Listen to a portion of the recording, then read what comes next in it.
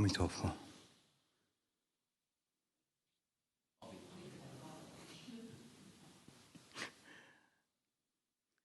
For a moment, I thought I was in a group of Christians.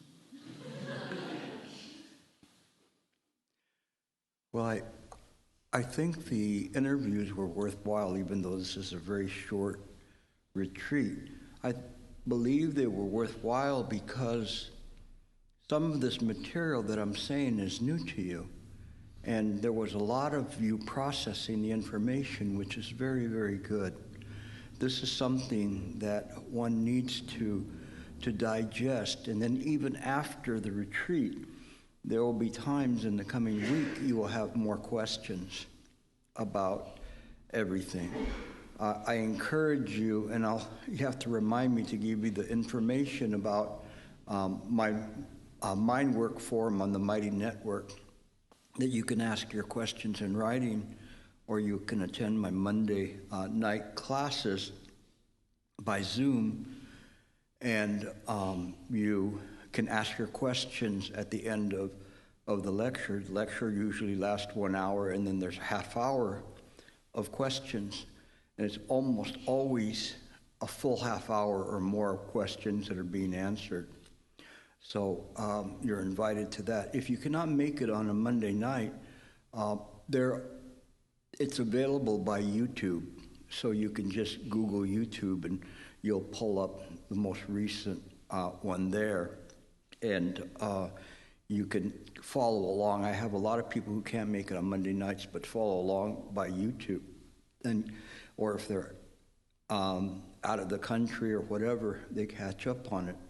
And they stay current.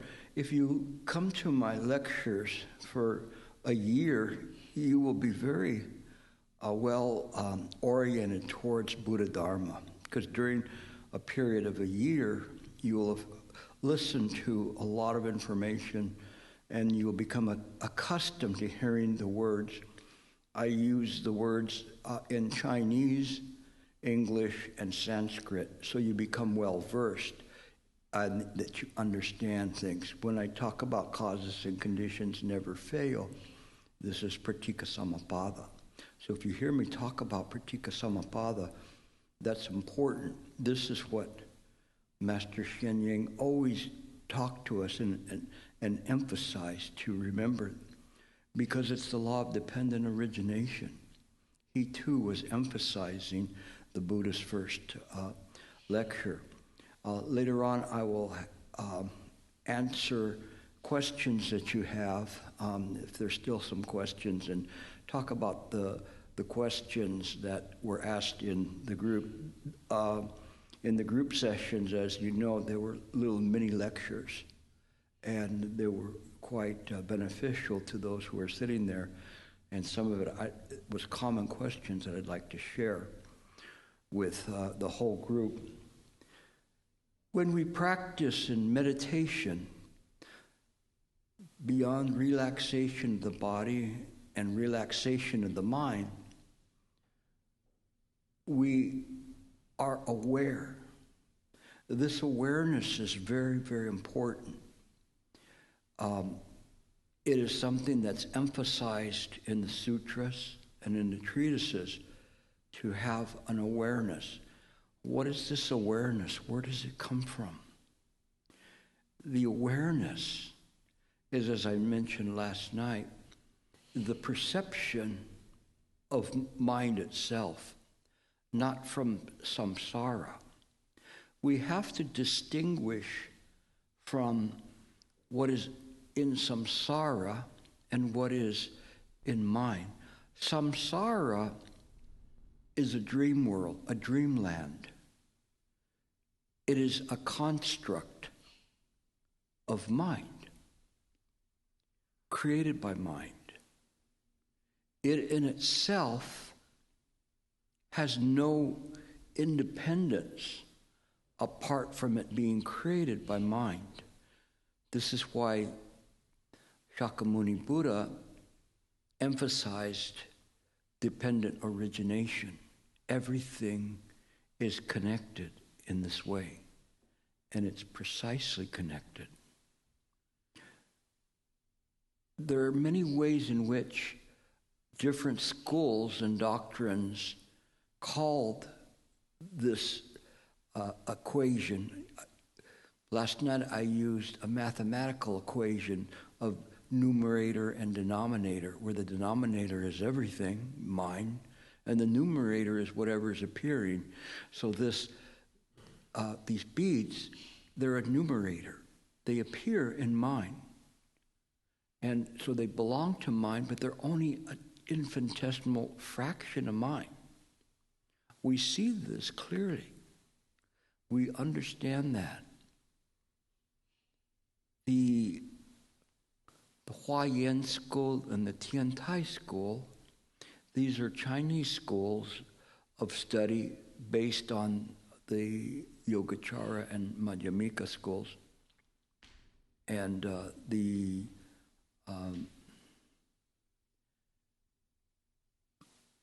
Lotus Sutra, Vatamsaka Sutras, Huayan Jing, the Flower Dormant Sutras. They talk about the noumenon and phenomenon.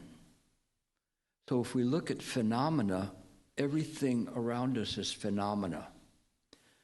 But if we were to look in the sky and we see a comet go by, that's phenomena. It's there and then it's gone. But the sky never disappears. It's always there. But it too is a construct of a sky, an idea of something. But it's useful to show something that appears to be written in the sky. Is it really written in the sky or appears in the sky? One master, he said, the practice of Chan is like taking a sword and cutting a hole, slicing the sky. Imagine that. Imagine that. Slicing the sky and ripping a hole into it. We would have to be very quick to try to patch it up, or all the samsara would leak out. What's there after we use this sword of samadhi and wisdom to cut through the sky? Uh-oh, we're in trouble now. You just made a big hole. It's like people who are swimming in one of those rubber pools, and somebody goes to get in, and their toenail catches the edge of the pool and rips a hole on the side. And everybody's inside going, water's going out. What are we going to do? Because it's all going out, pouring out. Wisdom is that sword. Manjusri is the wielder of that sword. Wenshu Pusa. And he is the one that slices through what appears to be reality that isn't. He uses the sword of the noumenon, of what is real, to slice through the phenomena. So we sometimes will hear it talked about noumenon, which is the mind ground, and the phenomena, what appears in the mind ground. Sometimes it's called conditioned and unconditioned. What is conditioned is dependent on other things that are conditioned to appear. So if I have an interest in eating jelly donuts, then conditioned upon that will be the appearance of a big belly. That I can directly say it was the jelly donuts that did that. There's a direct correlation to it. It's dependent on that. Actually, it's dependent on if I open my mouth or not. But this is a conditioned appearance. And the unconditioned is where it appears. The unconditioned is something that is not conditioned. If you go into a ice cream store and you go, I would want to have a vanilla ice cream cone. And you go, wait, I changed my mind. I want to have a chocolate cone. Is that possible? Not really. Because if it was your true mind, it would never be conditioned on anything. It would always be the same. Why did you order a vanilla cone? Because it is original. It's always been there. The Buddha always eats a vanilla cone. It's not that way. So clearly, that's not really your mind that you're changing. That mind that you're changing is conditional too. It's not really your real mind. Otherwise, you could never order the chocolate cone. That's your test. Next time you go in to buy ice cream, you'll test it and see. Order vanilla and then try to change it to another. If it's real, even if you changed it, they would still hand you a vanilla cone because that's the way it is. But it isn't that way. Mind is immutable. This is a fancy university word, immutable. Anybody know what immutable means? And here I've been telling people all the time it's immutable and nobody knows it. Few of you know it.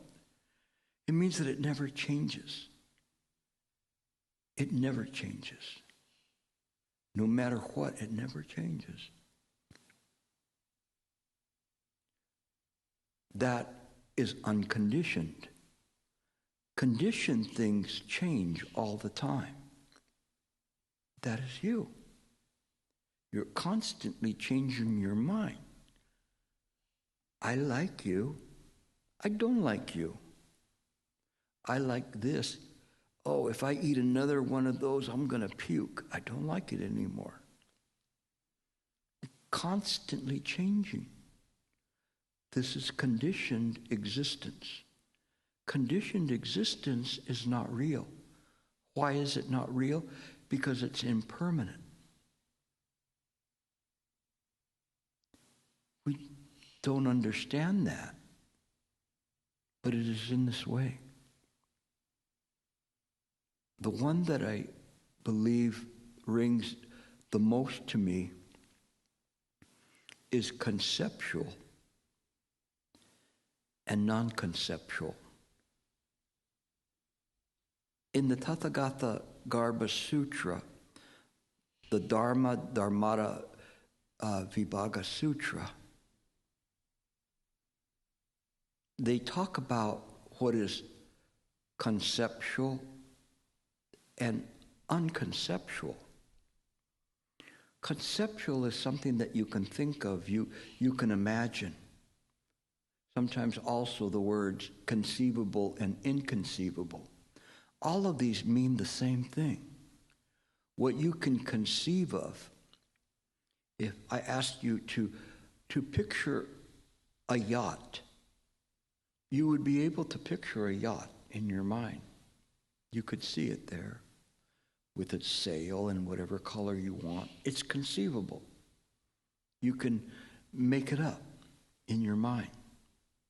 Or a goose in a bottle. Those things are conceivable. Inconceivable and immutable, unchanging is mind. True mind is unchanging.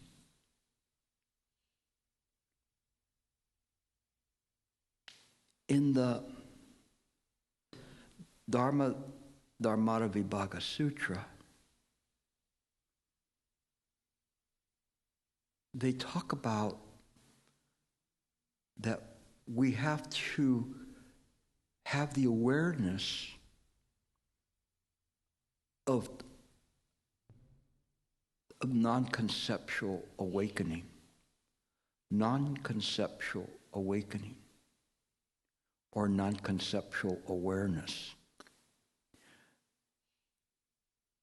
This means that when we see things, we do not have to give them a name, a concept.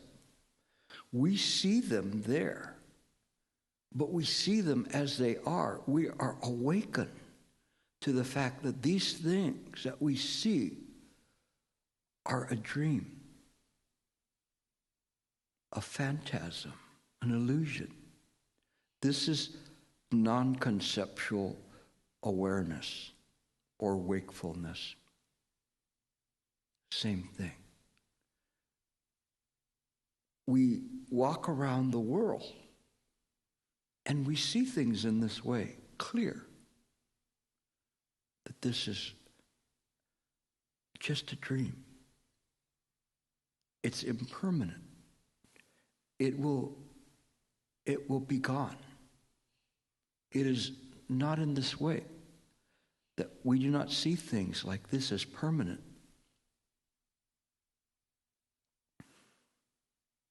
But instead, we see the world as real. In the reverse, we see the dream. And because we see it as real, we're condemned to stay in the dream. Always in a dream. All these people walking around. You're just walking, whatever. This is where you cue the Pink Floyd music with all the people walking. We don't need no education. We don't need no thought control. And we're just walking from one life over the cliff to the next life, over the cliff again. When will it ever stop? When the mind wakes up and sees non-conceptual wakefulness as seen with the perception of the Buddha mind, the perception that Guan Yin saw, that everything was fundamentally empty, that the five skandha were empty. The five skandha which determine or establish what you believe to be a life and being, an ego or personality. If those are empty, then the thoughts of a life and being cannot be supported logically if those things are impermanent. Nagarjuna from the Madhyamika school, very incredible philosopher. He looked at this and he examined, he refuted time and space and being in a very empirical, logical way. He used a process which is called reductio ad absurdum, meaning taking each point of contention of reality to its most illogical extreme, where it can no longer be supported, and just dropping it off, like breaking the branch. Time. Can you prove that time exists? How are you going to prove it? It's like marking your territory in the ocean with a rope with no anchor. There's no place to put it. Where would you measure it from? How do we measure past time? More complex is how do we measure future time? Or the present time? The Buddha mind does not operate on the same clock that's in samsara. It created the clock in samsara. That's how these sentient beings move forward. That's how you get paid, because you show up on work on time. So, but that's conceptual, because exactly what time is it? Right now. Right here it says 1933.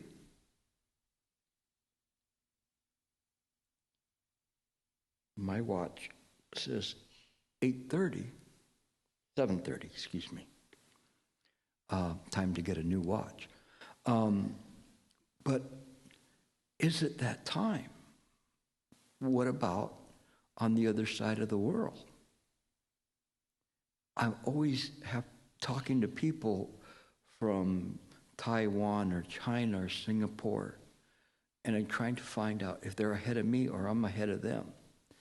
And people celebrating a birthday recently. And their birthdays seem to go on forever because their birthday occurred like 13 hours before it was actually their birthday here. And then finally when I went to sleep, I said, now your birthday's over, at least to me. We cannot measure time like that, or space or locale. We don't understand that. We think this is, where are we? We're right here. This is the locale. Where do we abide? There's a sutra of the dwelling place of Manjusri. Where does Manjusri abide? Where does he dwell? Does he dwell in samsara? But he understands samsara is not real. So how could he dwell in samsara? It's a place where he works. He doesn't even get paid for it. He's been around for a long time. But where can you find him? Do you go to the mountain in China to find him on the mountain? The Chinese have mountains for different bodhisattvas, right? Would you find Wen Shupusa there, Manjusri? Wen Shupusa is not other than you. Kuan Yin Pusa is not other than you. When we bow to the Buddha or a bodhisattva, we bow to what is intrinsically within us. We understand that and we give great reverence to that. I'm not saying you should not be devotional. You should be, but in the proper way, to understand what the statues represent. They do not represent a person sitting on a throne. The Buddha sitting on a throne somewhere. And exactly what Buddha land, of all of the billions of Buddha land, would you find him? Is he here? No, he was here last week, but he's gone now. You would not be able to find him. And what would he be wearing? Would he be wearing the clothes of somebody from 2,500 years ago? Or would he have a sleeve now? A t-shirt? A suit? We do not find the Buddha in this way. The Diamond Sutra tells us that. It says the Buddha cannot be known by his 32 marks. It's telling you this world of samsara is not real. And your conceptions of what the Buddha looks like, what the Buddha is just simply conventions or conceptions in samsara. We create the Buddha in our image. But the Buddha's so much beyond that. It's not like a male Buddha, although often depicted as a male Buddha. It is why, to me, when I see the Kuan Yin,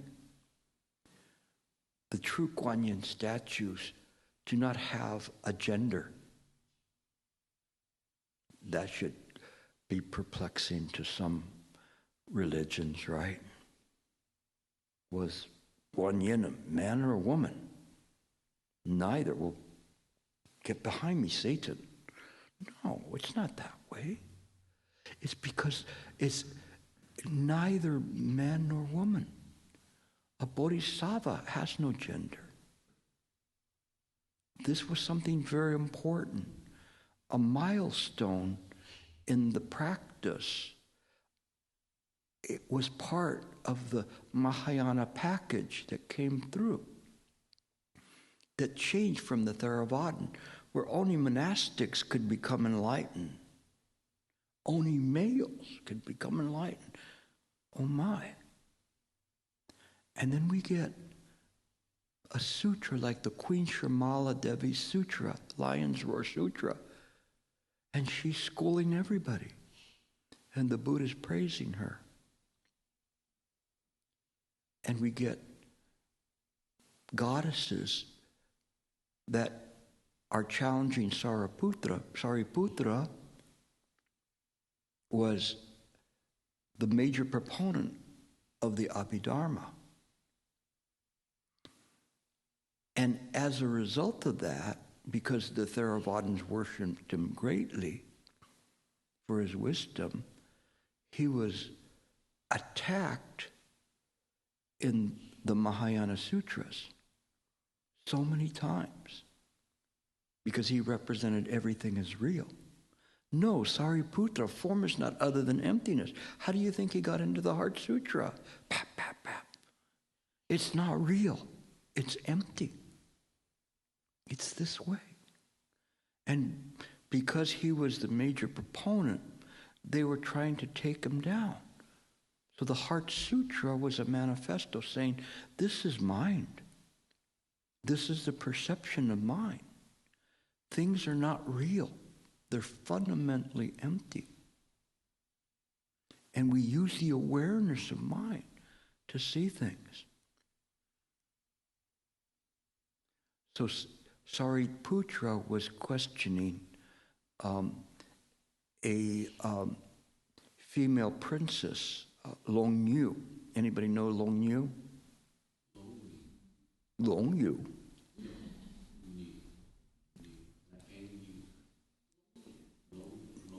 So you know who knows Long? The dragon princess. And Sariputra goes up to her and says, "You're a dragon princess, but you cannot be enlightened." And she said, "Oh, wait a minute. What year is this? You know, you're way behind the times." And you know what she did? She became enlightened in an instant, leaving Sariputra going, "But I'm just a disciple.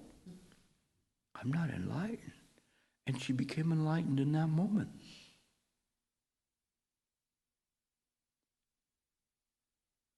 There was a difference. Mahayana changed. Now I'm speaking to the women here, to let you know the difference, because this is important. It's important in terms of this, because it was a new day and age. Everybody gets in. Everybody has Buddha mind. If you're in prison, you still have Buddha mind. Not bad. If you're in hell, you have Buddha mind. You don't have to be a monastic to get in. So Sariputra shows up in the Vilamakritti Sutra, another sutra very important, because the Vilamakritti Sutra then says this layperson, Vilamakritti, was schooling all of the Buddha's disciples, which is another story in itself. I'd love to tell you that story. It's fantastic. But suffice it to say that they all went to see him, and Sariputra went too.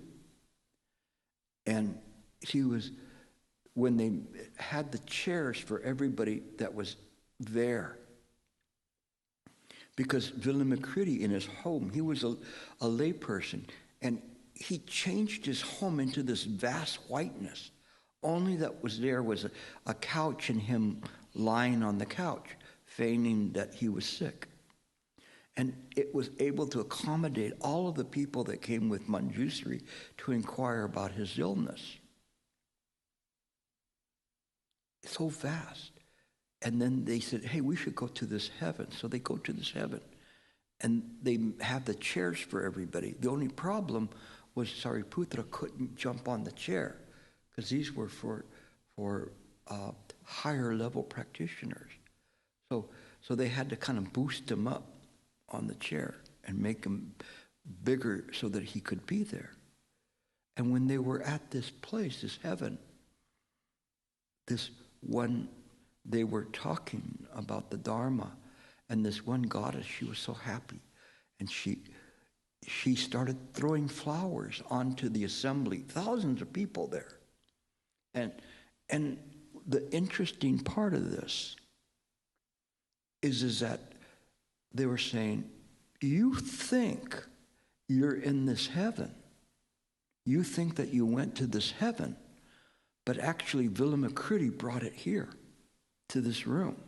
You're actually not there. He is giving you this heaven here. How can that be?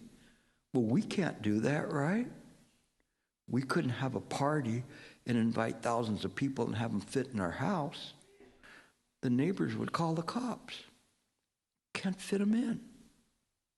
But he was able to do that because that's the power of mind.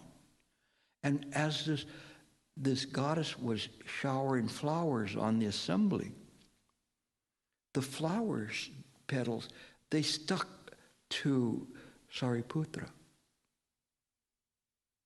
He couldn't get them off. So he looked like a rose parade float. He was covered with flowers.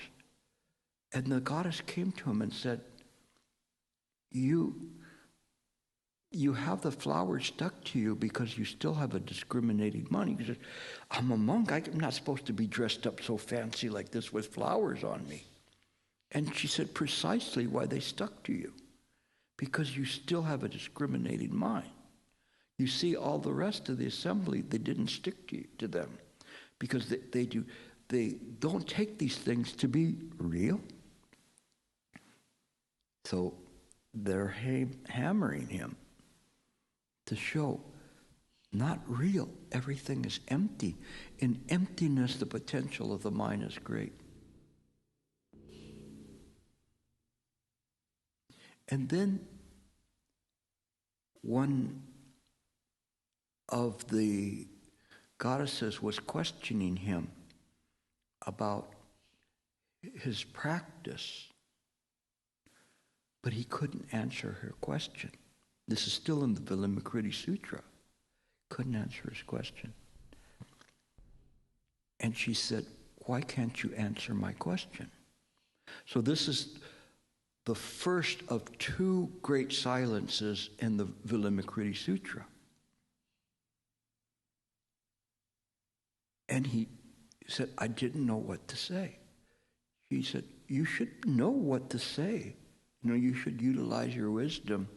But in other words, they were undercutting him again, saying, you don't have sufficient wisdom to respond, so your silence is pregnant with your ignorance. And then they went to, they were talking about the idea of emptiness and what is emptiness. And all of these noble disciples of the Buddha, they all were talking about what is emptiness, very eloquently talking. Finally, they got to Manjusri. And they said, Manjusri, what do you think emptiness is? And he said, emptiness cannot be talked about. And they went, wow, that's really great. Manjusri, you're incredible. Someone missing. Vilamakruti, we haven't asked him. What do you think Vilamakruti did? They asked him, what is emptiness?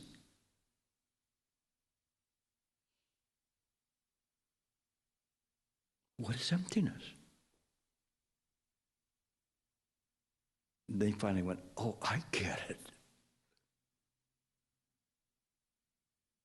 Manjusri said it can't be talked about, so why even waste the breath to say it can't be talked about? This is the second of the silences in the Vilamakruti Sutra in order to juxtapose or compare Theravadan thought and Mahayana thought and how they're different in that way. I feel sorry for Sariputra because he's very noble, but he really took a beating in the sutras because they wanted to be clear, hammer it home, that Mahayana is not necessarily changing the Buddha Dharma, but it is expounding on it in the original way. And you see what the Theravadins, I'm not trying to cap or criticize the Theravadins, I'm just saying historically what was there. Then you read the books and you'll see the books in the bookstore and they'll say what the Buddha taught. And it's a Theravada. Because they're saying, they put a line with their foot there and say, this is what the Buddha taught over here, this is Mahayana stuff. But this is what the Buddha taught. This Mahayana stuff they made up. No, it isn't. Because when you really study, you can trace Mahayana back to the original teachings of Shakyamuni Buddha. And then what do the Theravadins do now? They go, well, we have these ideas in our sutras too. Of course you did. You just ignored them. And now you're discovering them. All of this is to show you that when we have to understand what we're studying, Mahayana. Mahayana developed the concept or expanded on the concept of the Bodhisattva, on the deliverance of all sentient beings. The acceptance of women and their capability of becoming enlightened, the acceptance of layperson and their capability of becoming enlightened. It was a big change. And it's important for you to understand that if you want to practice Buddhism. You have to know what your roots are, where these come from. And if you do, it helps you understand this. I could expound for days on emptiness and never get to it. This is something that you have to study for yourself. But I can talk to you about awareness of the mind because you already have the awareness of the mind. You just have to use it. And that's what's important, is you're always using the awareness of the mind. Awareness of the mind in the present moment is the application of samadhi to samsara. It illuminates the samsara. Sometimes we want to believe that we're going to be there sitting on our cushion and then a big giant ray of light's going to shine on us and illuminate us. And we'll be there shining. You have a greater chance of having a light shine on you by an alien spaceship than practicing in that way. The light's around me. Am I home? You're going to be soon. They take you up. But that's not the illumination. Illumination is seeing clearly what is appearing. When you sit to meditate, you have to see clearly the appearances in mind. You have to see that these are all just conditioned appearances, impermanent. But what sees them with this clear awareness is mind itself. We can do that. As I mentioned to you, mind knows you, but you don't know mind. You can't know mind. It's inconceivable. So what does the term mean, inconceivable? It means that no matter how smart of a scientist, philosopher, religious scholar, if you try to define things in the context of samsaric knowledge and theory, you cannot get it. It is why when I read the commentaries of philosophers, I know which ones are Christian. Don't think that all Buddhist scholars are Buddhist. A lot of them are Christian. They have no idea what they're talking about. But yet they can wax on all of it, but they haven't had an experience. They haven't had a realization. So they're only defining things in terms of samsaric viewpoints. When the people, they truly have an experience, when you read them, you know it. That it rings true. It's clear what they say. But to talk about it, it's inconceivable. Nevertheless, we have to.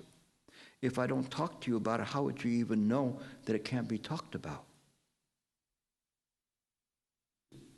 But mind can run into mind, can be absorbed. Have you ever seen the liquid mercury?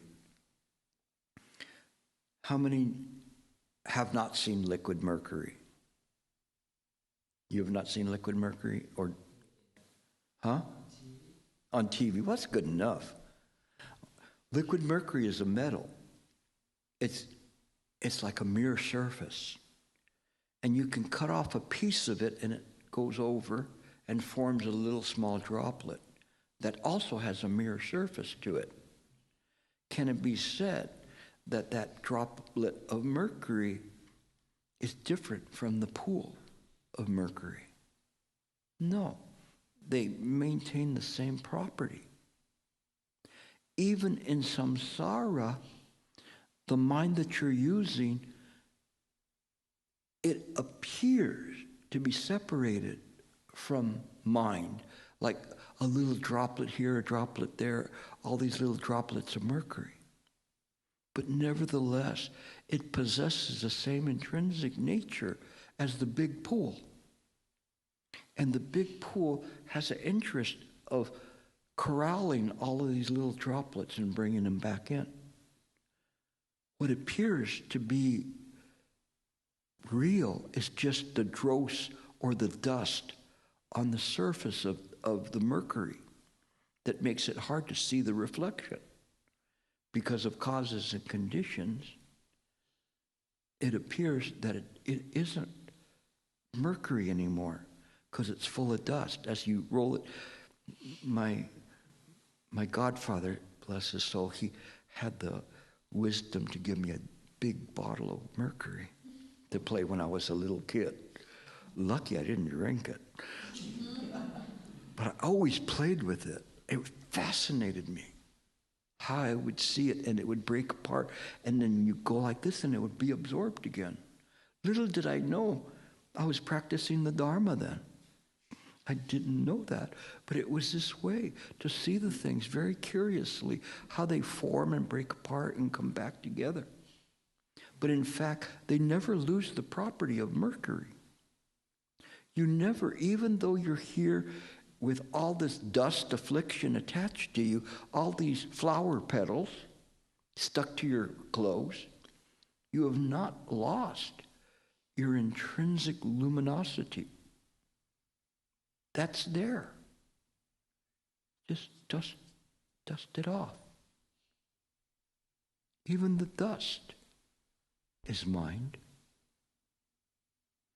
Once Shifu was giving a lecture and he said, just imagine the practice is like this. You have this plate, beautiful plate. And there's all this dust on the plate. And you just blow the dust off the plate. What's left is mine. And So he said to the group in the retreat, how do you like my example? So how do you like Shifu's example? Is that a good example? He blows all the dust off the plate, and the plate is clear and clean.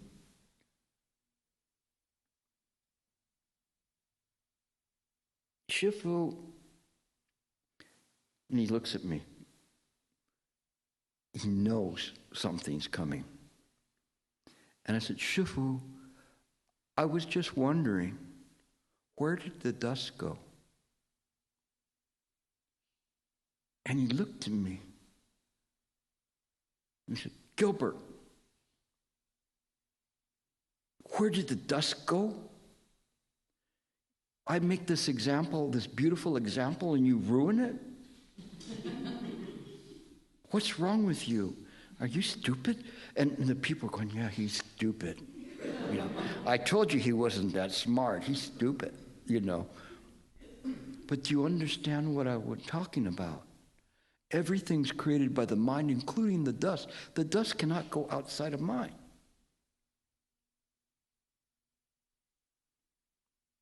And he was scolding me in front of them so strong.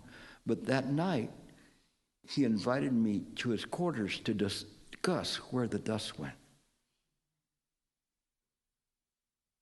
So sometimes the Chan masters have a strange way of dealing with their disciples. But it was him testing. Once he said something that was very interesting. He said that there's various eyes. There's a regular eye, the enhanced eye, like with a microscope or a telescope. The third eye, with all the metaphysical people, always use the third eye to see things. There is the wisdom eye and the Buddha eye. And he said, which one does the Buddha use? Which one do you think of all those? The regular eye, enhanced eye, the third eye, the wisdom eye, or the Buddha eye? Which one does he use? Huh? No eye? I'm sorry? Okay, hold on. Anybody else? Because you know the answer. But anybody else? Nobody wants to say what eye the Buddha uses? Go ahead. The Buddha eye. That's what I said too. It was wrong. But you're in good company. Yes, go ahead. Can you say it louder? All of the eyes. It's so obvious, but couldn't see it. And I was going, I'm so stupid. I can't believe I missed that one. That was, and Shifu was just going, all of them. You stupid. But it was a lesson, a very powerful lesson, because all of those eyes, the Buddha possesses all sight, all perception. It knows everything. It sees everything. It's unlimited. It's infinite. We cannot know that. If we tried to do that with our samsaric brain, it would instantly freeze and melt. We could not handle that amount of information coming in. What happened to Gilbert? He was trying to be like, connect to the mind, and his head melted. He couldn't do it. But what you have, this Buddha nature that runs through you, can do that. I'm not saying that you can get it tomorrow, like, let me get on Amazon, Buddha eye. you can't get it that way. But in the practice, the mind is capable of it, because that little piece of mercury is not different from the other parts of mercury. They all possess the same nature. It's immutable. It already comes prepackaged. We don't understand that. We have a choice. All right? When you come into the world, you can come in as a Buddha, or you can come in as a clown. Which one do you take? I like being funny. I want to be a clown. I want to cry and laugh and to do all these things and to live and die. But you don't have to. You choose the Buddha. When you sit to meditate, choose the Buddha. Choose the Buddha awareness. There's somewhere where I'm going with all of this, because I'm giving you all of these different ways of looking at Buddha Dharma to see that it comes back to this awareness, that we use the awareness of the Buddha mind, the Buddha perception. It doesn't mean you're a completely enlightened Buddha, but you're not separate. There's work to do. All you've done is awaken. You've awakened to the fact that this is a dream and the Buddha mind is real. Everything else is empty. And it works in this way. So, this is how you should practice. And you understand. When you sit with right view, you have a chance. You have a good chance of making progress. If you sit and you only sit hoping that the enlightenment bus will come to pick you up, then you have very little chance. The sutras say, even if you practice for several kalpa, you can't get it this way. So which one do you choose? It's kind of an obvious choice, right? I can sit here and waste this entire life, and I'll be a good person, and next lifetime maybe I'll try to get it again. Or I can see right view, practice right view, and I can make good progress in this life. I'm not giving you a thing saying if you practice this way, you'll become enlightened, because I have no concern about that. I only have a concern like a recruiter for the Marines, to find people who are willing to come back here and fight for sentient beings. That you too can be a bodhisattva. You could come back here. People go, I have a lot of people that go, no, I want to go to the Pure Land. It's nice there. I don't like it here. They want to practice there. Some people, they just want to get out of being a human. I want to go to heaven. But you can come back here and fulfill your vows. Not bad. It's okay. Don't be afraid. The fear is not that you come and live and die, but that you understand that if you're here, there is no living and dying.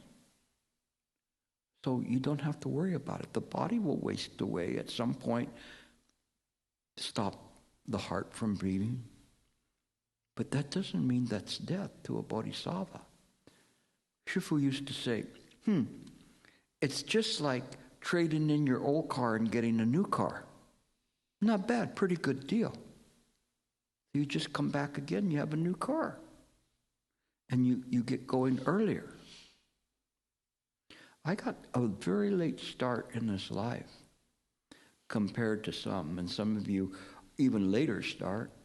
And some of you, I see the young ones, and I really want to exhort them to practice hard. Because they're young, they have a good chance of becoming great practitioners. Not for themselves, but for others.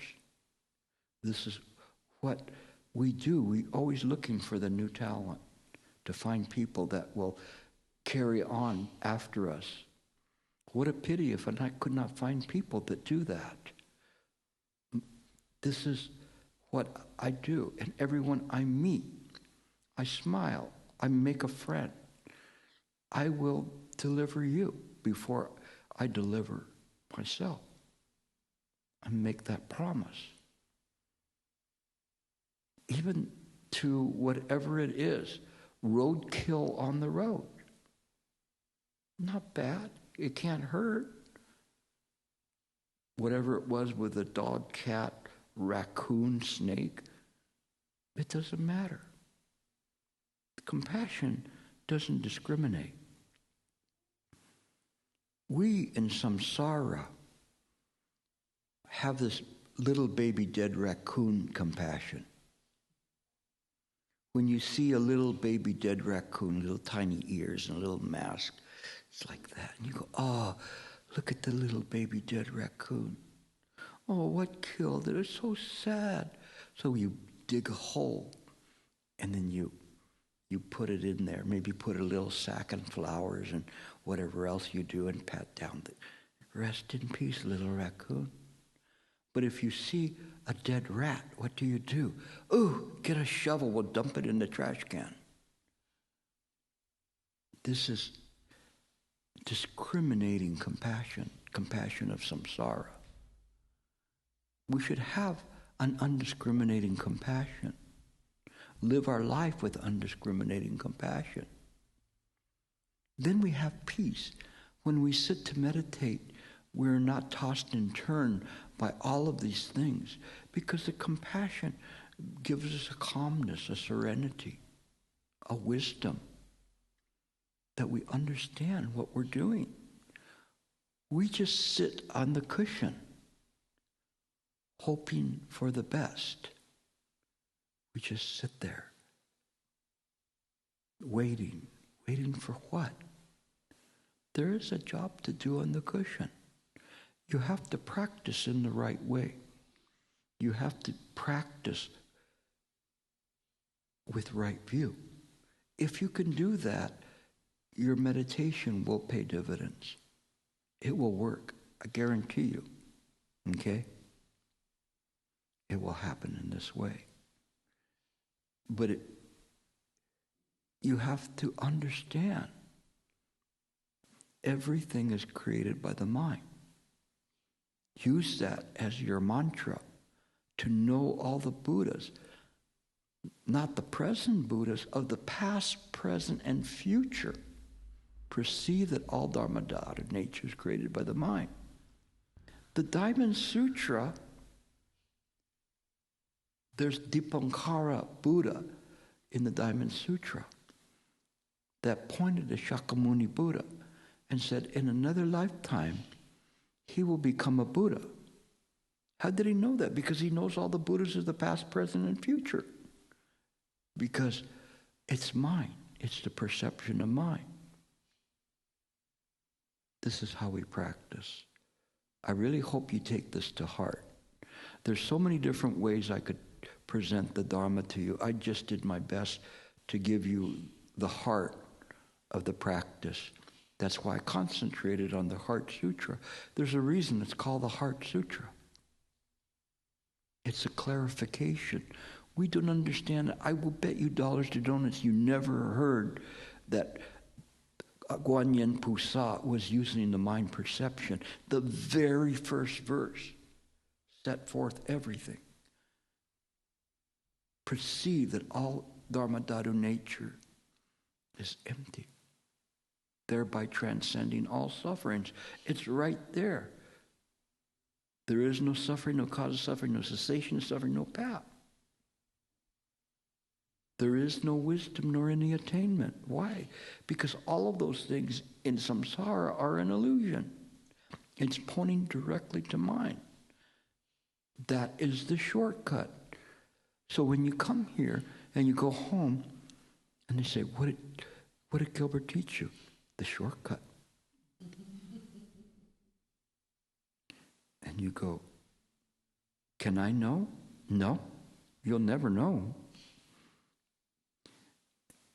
I don't understand that. Well, you'll never understand it from a human's point of view. You have to rely on Buddha perception. So when you meditate, guess what perception you're using to meditate? What awareness you're using the Buddha awareness. It's a trickle-down theory. It comes from the top down. It comes from there. It doesn't come from building the stairway to heaven. That's a second way of doing it. It's not bad, but it's not the direct way. It's not the shortcut. And they literally, the masters in the treatises talk about it as a shortcut. They say this is a shortcut. You want to do it? It's simple. If you read all the treatises, the masters, they tell you how to do it. In their treatises, the very first lines tell you everything that you need to know. If you don't get it, then continue to read. And you just see things in this way, and it will work. You just have to know what side of the telescope to look through. Everything's so far away. Well, turn it around. Oh, you know which way. I often said that it's like a farmer. The farmer has to know which side of the hoe to use. It would be foolish for him to use the side of the hoe that's supposed to go into the ground and hit like a stick. You turn it around and it will work in the right way. When you meditate, you turn the mind's eye inward. The sutras, the treatises, they all talk about turning the mind's eye inward. Now when you read that, you'll rejoice when you read it and you see it in a treatise and you go, that's so it is. That's what Gilbert was talking about. It's great. Now you can practice. I give you the certificate, okay? And you now have gone to right view class. So that's good. You just have to continue to practice in this way. Okay, any questions? Everybody always starts slow. No questions. I answered everything for you. Okay, go ahead. So going after your Mercury example, I'm wondering when and how do the little Mercury separate from the whole? When and how will it go back? Okay, I'm not quite sure I understand. Can you repeat it again? You said Mercury to Mercury, Buddha mind. Yes. So I always had this question like, is my Buddha mind different than others' Buddha mind?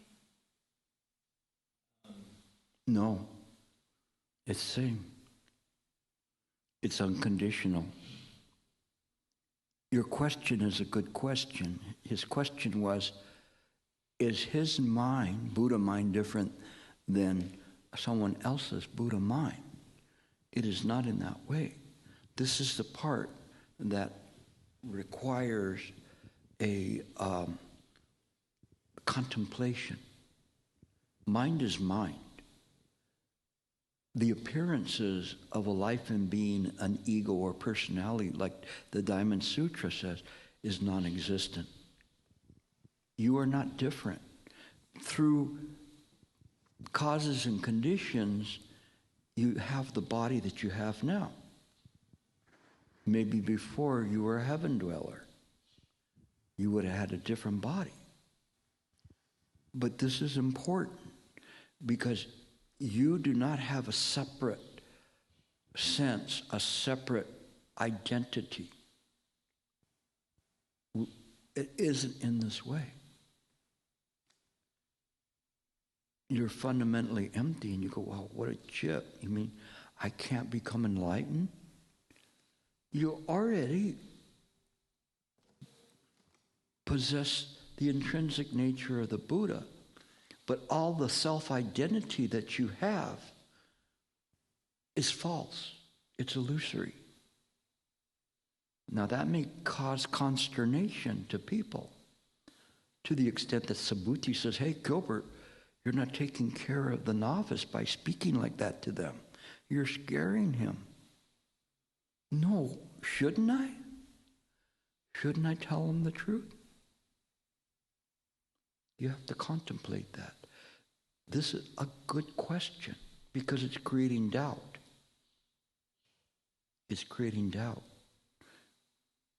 You cannot really know the answer, but mind knows. This will take you time to process. Just have faith in it. Have faith that what I'm saying is correct. It is what is said in the sutras and the treatises.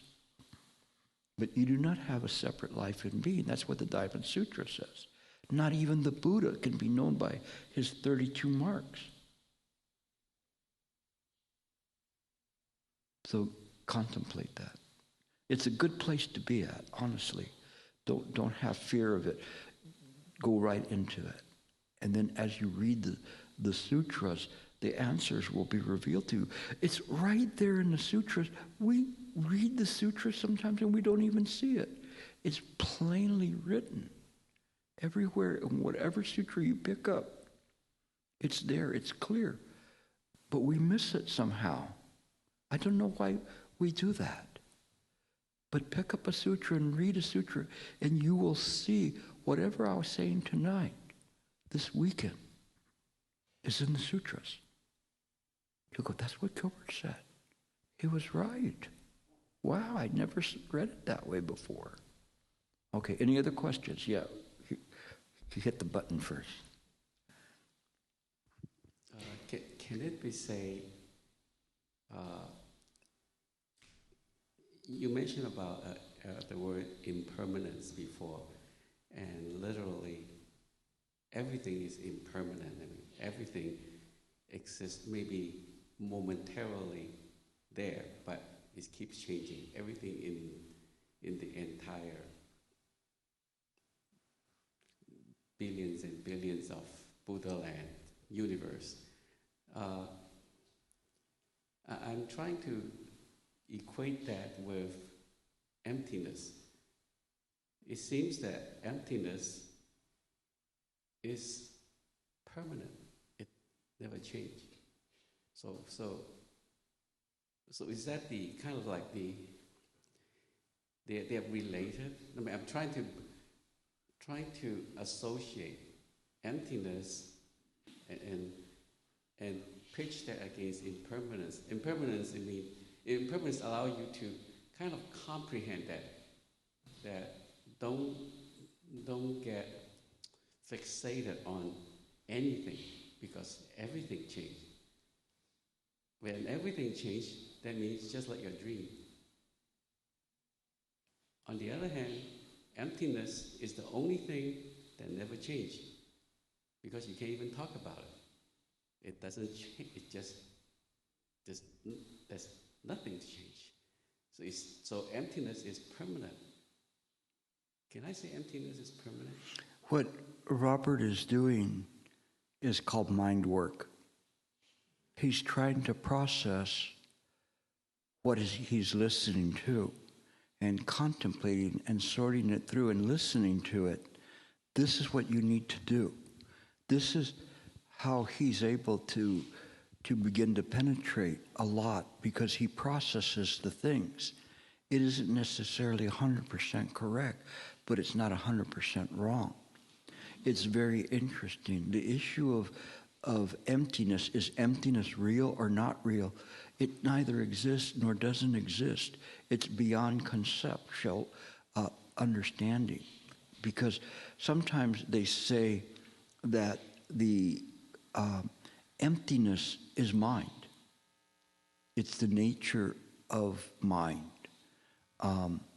but it's a characteristic of it. But it is not a thing. The other things you were talking about is a thing, something conceptually that has arisen that is dependent on something else. A rose is a rose because we call it a rose. But is it real or not real? It is just conditional. And of course, a rose, as anybody knows, is impermanent. So we use it in this way to look at things. And we see this emptiness. Matter of fact, before I came in, I was reading these scholars talking about emptiness, and there were different viewpoints on it. Some of them were ridiculous because they don't understand emptiness as empty as much as nihilistic. And so there's a great debate about that. I welcome you to look it up. Heck, just begin with Wikipedia and then jump from there to everything else. And I said, Gilbert, studying from Wikipedia? And I said, sometimes I do because it gives me a place where I can jump from to something else, because it has related articles. So I move through the material very quickly. But Google, even Stanford Encyclopedia on Buddhist studies, you can Google and look into emptiness. And you see so many different theories about it. But it is something that I wanted, the reason I let you go is because it demonstrates how one works through this in their mind, processes it.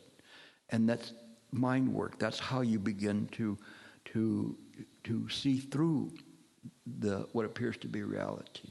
Okay, over here we got doubles, stereo mics. Okay, go ahead. Thank you. I think my question is kind of stupid, but I know you have been talking the whole time about like the shortcut being that we know that our mind is creating everything and then our whole life is a dream. So I'm just wondering, to accelerate our practice, how exactly do we integrate this notion into our like practice sitting or like doing our method like breathing? So I'm just trying to think like how exactly to integrate. Is that like we just have this face and then we just keep this face while we sit, or is there any other way we should do? The notion of emptiness or notion of what? Of the mind is creating everything and this is a dream. Mind creating everything. Yeah. It's very easy because what we do is we understand, just like we did in the morning practice, where you see this clear pond reflecting the clouds in the sky, and you see things just in this way. We see that all of those things are transitory. They're empty. And when we understand that, we don't have to grasp at them. So we let them go by. The mind naturally wants to rest. So we rest the mind in the present moment. We don't jump at all of these appearances. They're naturally there because of how mind works. Causes and conditions never fail. So they're going to appear in mind. Let them appear. You don't have to push them out. Eventually, they'll become few and far between. But you don't have to reach a stage where all thought is gone. It's not important. What's important is to see through them. So we use our wisdom to see through all appearances in mind, including emotion and discriminations and cravings and desires. We see through all of that. Sometimes all that comes up is just an emotion, impatience, hatred, love, whatever it is. And it's looking for something. Like I was saying, like that dog, wandering dog walking down the street or going down the street, looking for something, looking for some trouble. When you illuminate that dog, then the dog is no longer seen as your thinking. It is seen as a reflection on the pond. This is how you use the practice. Now you owe me $20. That's your fourth one. Okay, there were some questions. One up here.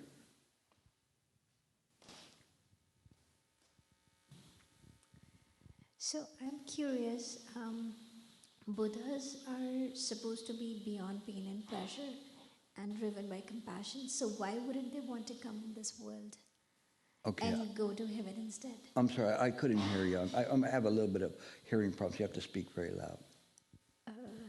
So Buddhas are supposed to be beyond pain and pleasure, right? And and driven by compassion. So my question is, why would they not want to come to earth to help?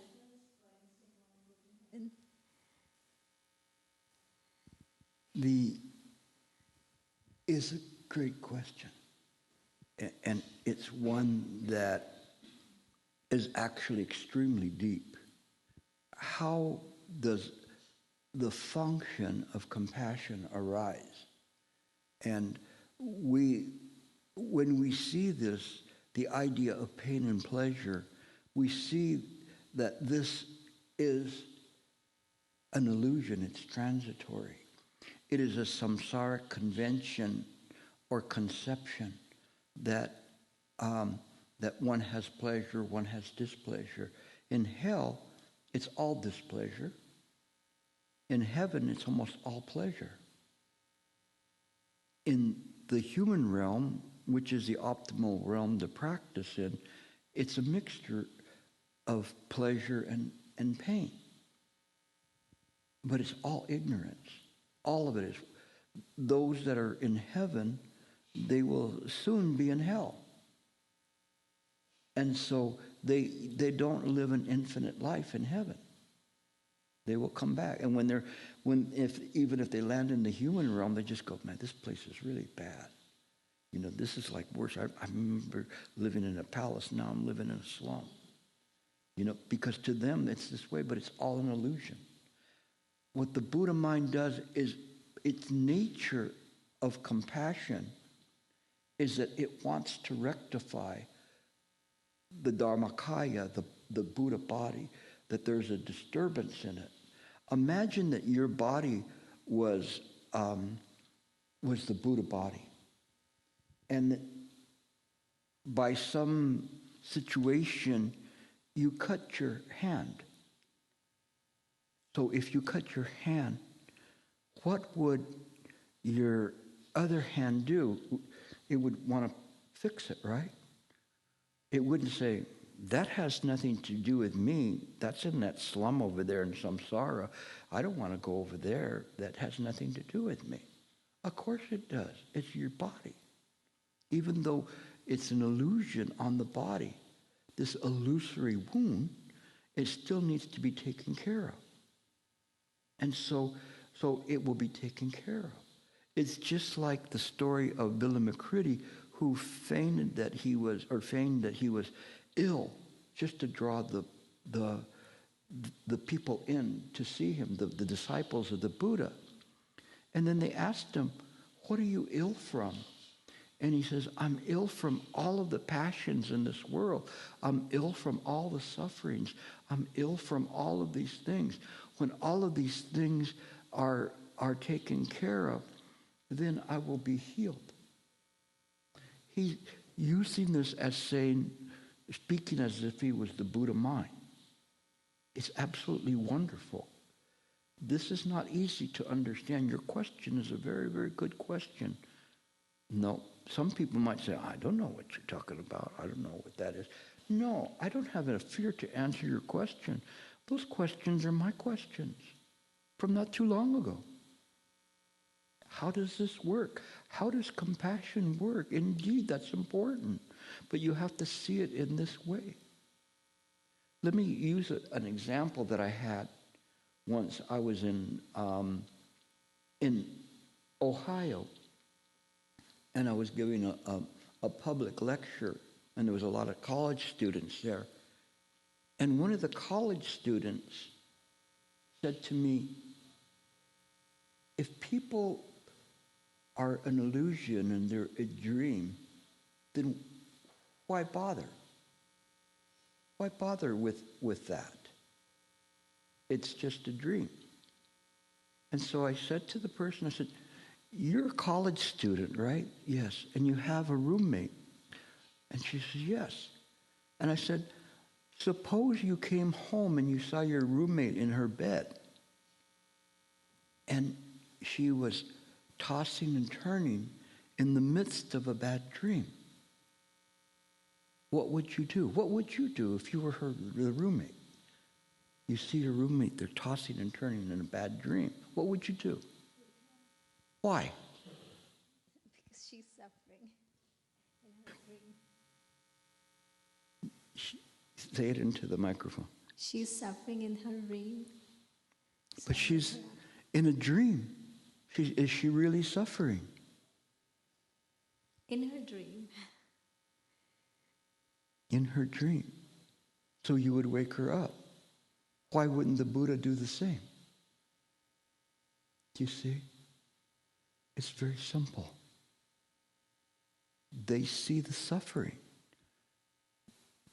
This is kin. K-I-N. Wouldn't they want to wake that person up?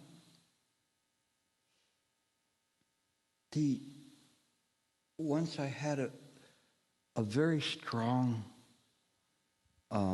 realization as I was reading this one sutra. One name of the sutra is Uttara Tantra Sutra, and the other name of it is Ratna Gotra Vibhaga Sutra. It's a Tathagata Garbha Sutra. You go, I don't have no idea what he's talking about, but it's okay. It was a sutra, and I wanted to know what the name of it meant. Ratna means the highest, the absolute containing everything. Gotra in Sanskrit has many meanings, but the meaning that applied here was clan, C-L-A-N, the Ratna clan, the highest clan. And in that moment, everything collapsed. And I saw it so clearly. Everyone is a Buddha. We are all from the Ratna clan, from the Buddha clan. Even though we're here and we're dreaming, wouldn't you want somebody to awaken you from the dream? That's what we do here. So it's a very good question. It's a very good question. But it took me a long time to be able to process an acceptable answer to that. But it's very good. Thank you. You're welcome. There's anybody on this side before we go more women? All right, you're next after her. You guys obviously don't want to meditate. Go ahead. Let me try to phrase it. You mentioned we are all Buddhas because we have an intrinsic Buddha nature. And we know everything is created by mind. So we are able to take the shortcut. And we realize that all the phenomena and the world, just the illusion, is a dream. So don't be afraid. Come back to this samsara world. And we don't have to go to the Pure Land. But Shifu, in his late stage, he is very encouraging people go to the Pure Land. And I got inspired, and that's my vow now. So how do you look at a Pure Land? I see that Pure Land is also a dream. It is a place where one can practice unimpeded. If we're talking about Amitabha's Western Pure Land, obviously, I practice Nyenpo, recitation of the Buddha name. So it's not like I don't believe in the Pure Land, but for someone with a deep Mahayana interest, we want to take care of other sentient beings and awaken them. And if one has awakened to this right view, then there is no need to go to the Pure Land. One can come back directly here. If you're in the Pure Land, you'll end up coming back here anyway to fulfill the vows. But if you need to take a rest, then you can take a rest, okay, and go to the Pure Land. But it isn't necessary. That is something that is made as a knowing choice. It's really easy to get into the Pure Land. If you recite the Buddha's name 10 times sincerely, you're in. It's so easy, right? So you can do that. So the more you say it, the more you can do it, more you transfer merit for other people for the benefit. But it is not something that one needs to go to unless one feels that they are inadequate to come back here to deliver sentient beings. And say, I still need some more schooling, then you can go to the Pure Land. No problem. Okay. Okay. There's a question here. Go ahead. Not a question, but could you please comment on wholesome versus unwholesome thoughts, the kusala, Yeah. and if and how they're used? He's referring to wholesome and unwholesome thoughts. And there's two ways of looking at it. There's one where there's the 4 practices that if we have wholesome thoughts, we maintain those wholesome thoughts in the mind, and we give rise to new wholesome thoughts, like ones that want to help people, ones that want to practice the Dharma, ones that do good for people. And if we have unwholesome thoughts, negative thoughts in our mind, we want to have those removed. And we also want to not give rise to new ones. This is one way. In the deeper sense of it, there's kusala and akusala. So kusala thoughts are wholesome thoughts. When we talk about wholesome, it isn't necessarily a moral type of a way of looking at it. The akusala thought is a non-sticky thought. It doesn't have an attachment to it. So if I looked at my watch to see what time it is, to be mindful about the time, that's just a kusala thought. It's just a function to time management. But if I'm looking at the watch and going, oh my gosh, the time's running out, that's a sticky thought. Because what stuck to it is emotion. And anything that sticks to that thought, akusala in Sanskrit means a sticky thought. The kusala thought, smooth thought. But akusala is sticky thought.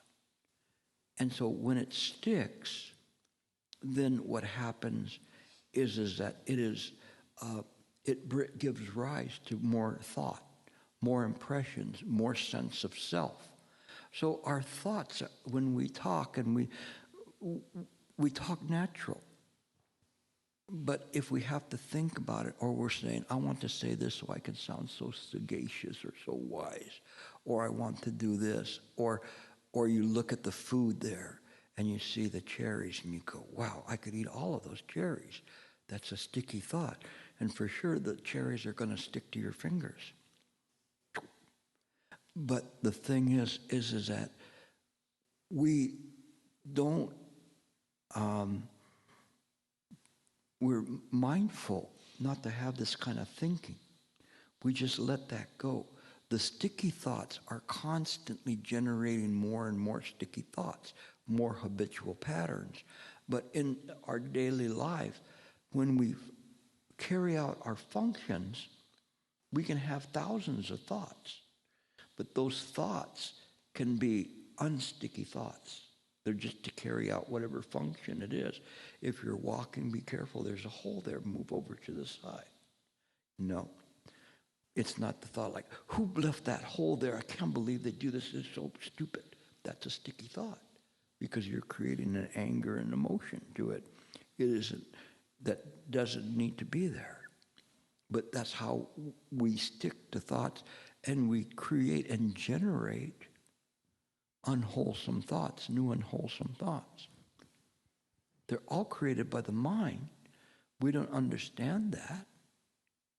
We just think we're just a disagreeable person or an angry person or whatever it is. But all personality traits do not belong to us. It is just illusions that come with all of the causes and conditions and the stickiness in our mind. So when we unstick the mind, then life is easy. We don't have to always be protecting the ego. You're so stupid. I can't believe you're so stupid. Okay. And? What do you mean? And? I don't understand. You don't understand what? Why aren't you getting angry? It's interesting in that way when you see that. One lady, she was asking me, because she said her husband used to always get angry at her, and he knew what buttons to push. So I said, go simple. Go home. And every time he hits one of these buttons, smile at him. And so she had gone home. You haven't cleaned the house yet? You haven't done this? You're so ugly. You're so this. You're that. You're that. She just smiled at him. She was smiling because she recognized that those were the buttons that created sticky thoughts in her mind. And then they both would start a fight. But because she just smiled, it gave him nothing to be able to fight, but to look for all the buttons. And so he was so desperately pushing all the buttons. Finally, he said to her, "Why aren't you fighting with me? I call you this, I call you that, I call you this and that." He said, "That belongs to you, not to me." And it drove him crazy because he could not use those attack devices against her. She disabled them. She only had unsticky thoughts in her mind, and it worked. And it drove him crazy because his habitual tendency was, I push these buttons and we can go fighting. He was like a Asherlo. Well, he likes to fight all the time. No. But she let it go. So when we see the world, we use these unsticky thoughts. Okay? Other questions? Okay, going. Just a comment, because the last, the example you gave reminds me of my parents. They're just like that. Yeah. My mom's like a duck, nothing sticks to her, just slide off. And after a while, my dad actually changed also because of how non-responsiveness. Yeah, so it's really interesting. There was a show, an old comedy radio program called The Bickersons. They were always bickering. And the wife says to the man, marriage, you don't even understand the word marriage. And the husband said, marriage is not a word, it's a sentence.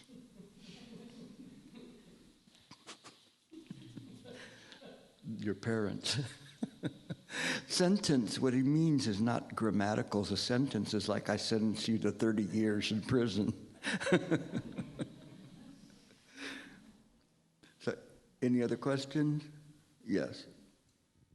You're up to 15.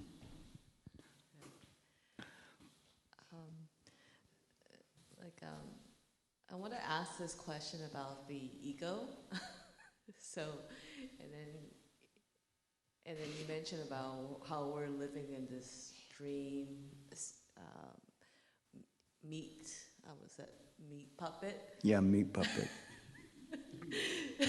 So, I guess my question is, a lot of this come up because of the ego that we have within us.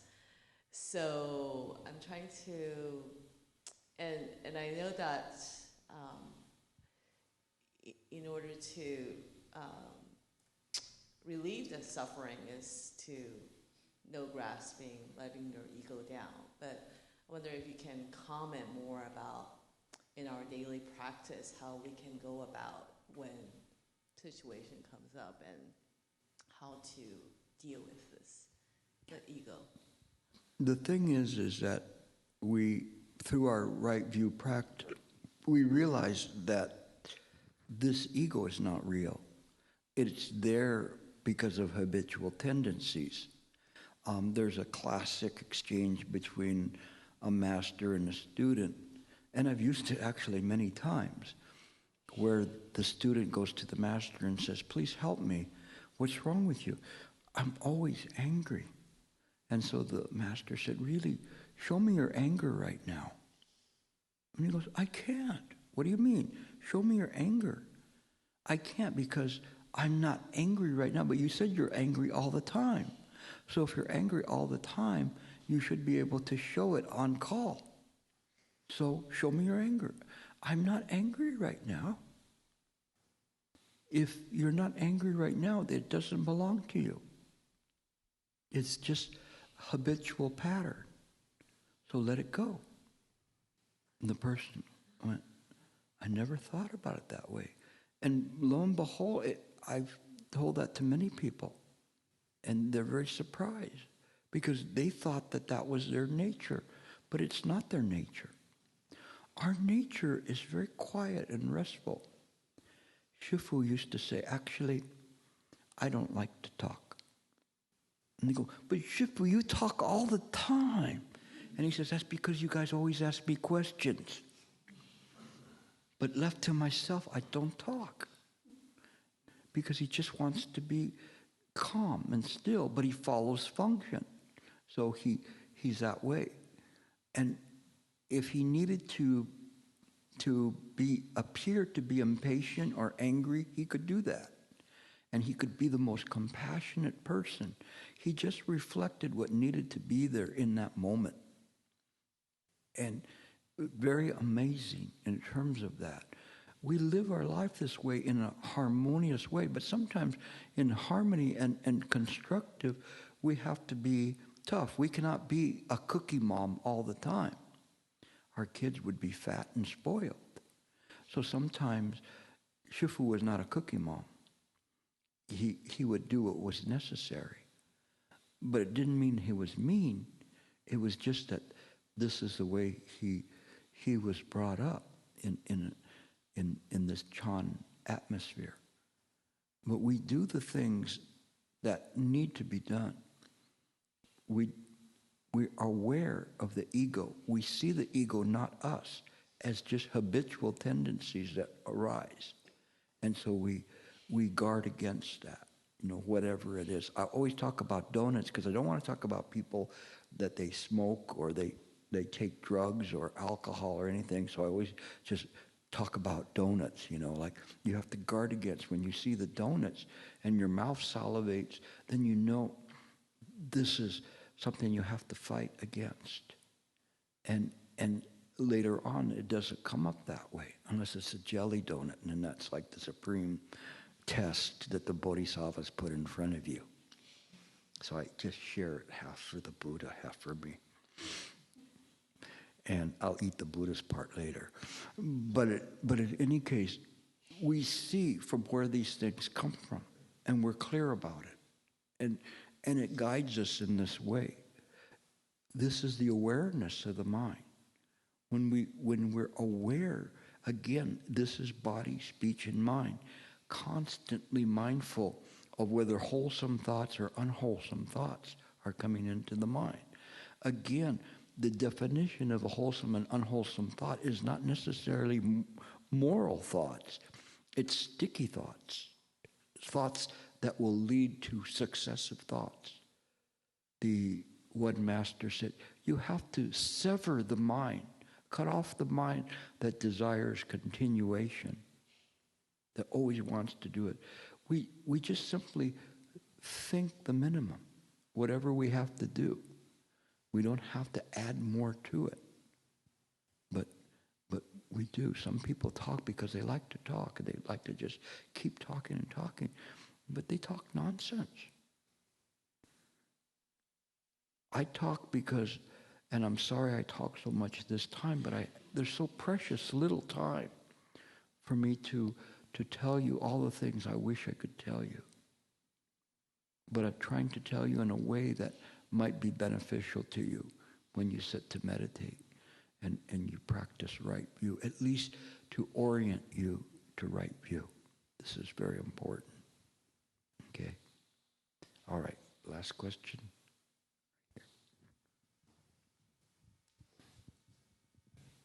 I have a question about the baby raccoon and dad raccoon. So Say that again, the baby raccoon and Oh. the dad raccoon. Yeah, dead rat. So I feel like I always have preference when I see different things. So how to practice no preference in daily life? You don't pick and choose. Whatever comes up. It's like, to me, because I'm not from a Chinese background, when I used to go to retreats, I would go there and go, it's Chinese food. And I would look at it with a discriminating eye. Now I just look at it and go, put it on the plate, let's eat. But before I was discriminating, it was because I wasn't used to eating that much Chinese food. Sometimes I'd eat Chinese food, but I had a discriminating eye. I felt bad till one of my students came back from a retreat and said, the food was so good. And I felt so shameful. And I realized the food is good. The food this time around was good. But we create the vexations in our mind.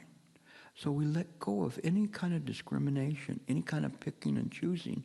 Whatever appears, appears. Sometimes people are nice and friendly to you. Sometimes you get a cashier that go, oh, let me put a penny in for you, or whatever it is. And other people will go, you don't have a penny? Well, you're going to have to step out of line. What happened with that person? But we don't create an anger or animosity. We just have pity for people that are impatient like that. And you transfer merit to them, or whatever the situation is. We convert it to a clean moment, a pure moment. In fact, it is pure, but we don't understand that because we're so caught up in samsara. We're constantly judging what is appearing before us, good or bad. That's why the Chan poem says the supreme way is not difficult if we don't pick and choose. So we don't have to pick and choose. We don't have to see the sacred or the profane. We just see these things as natural products of what is arising in samsara.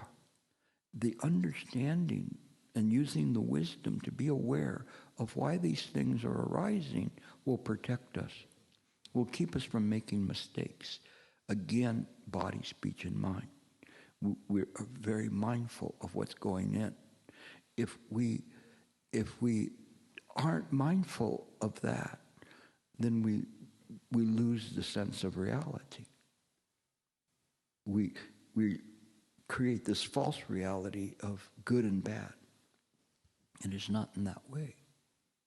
So practice in that way. All right. Enough questions for today. All right. You'll have a little bit of time to sit. Tomorrow morning you'll have more time to sit. And just keep these things and contemplate them, and they will pay off.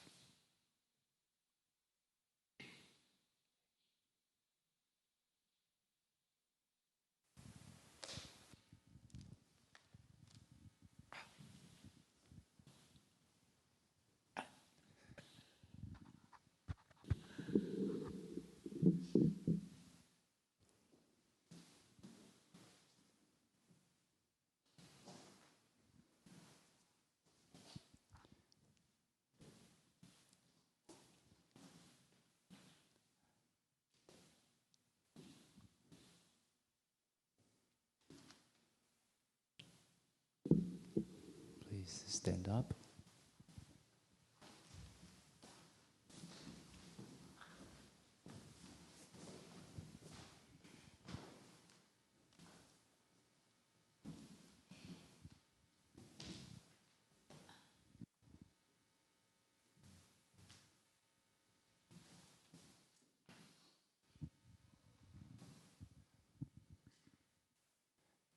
Bow to the Buddha.